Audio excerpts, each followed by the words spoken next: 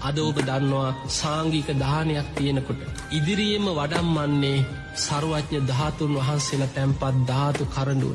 මුතු කුඩයක් ඉහළගෙන ධාතු කරඬුව හිස මත තියාගෙන ඉදිරියේම වඩම්මගෙන ගිහිල්ලා දානශාලාවේ මණ්ඩපයක් මත තැන්පත් කරලා දානේ පළවෙනිම අග්‍රම කොටස පූජා කරන්නේ බුද්ධ පූජාව හැටියට බුදුරජාණන් වහන්සේ වෙනුවෙන්. ඒකේ චේතනාව තමයි එතන බුදුරජාණන් වහන්සේ වැඩ ඉන්නවා හා සමානයි කියන චේතනාව.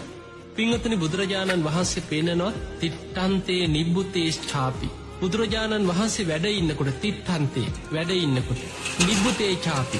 බුදුරජාණන් වහන්සේ පිරිනිවන් පෑවට පස්සේ යම් කිසි කෙනෙක් වැඩ ඉන්න බුදු කෙනෙකුට දානයක් දෙනවා, මම මේ බුදුරජාණන් වහන්සේටමයි මේ දාන පූජා කරන්න කියන චේතනාව. නිබ්බුතේ ඡාපි බුදුරජාණන් වහන්සේ පිරිනිවන් පෑවට පස්සේ උන්වහන්සේ වෙනුවෙන් ශාරීරික පාරිභෝගික උද්දේශක කියන ත්‍රිවිධ චෛත්‍යයක් කියලා සිරිපා සටහනකට බෝධීන් වහන්සේ නමකට එක්කෝ ධාතු තැන්පත් චෛත්‍යයකට අපි බුද්ධ පූජා කරනවා. එහෙම පූජා කරන කෙනාගේ හිත සමාන නම් සමේ චිත්තේ සමේ පලං විපාකත් බුදු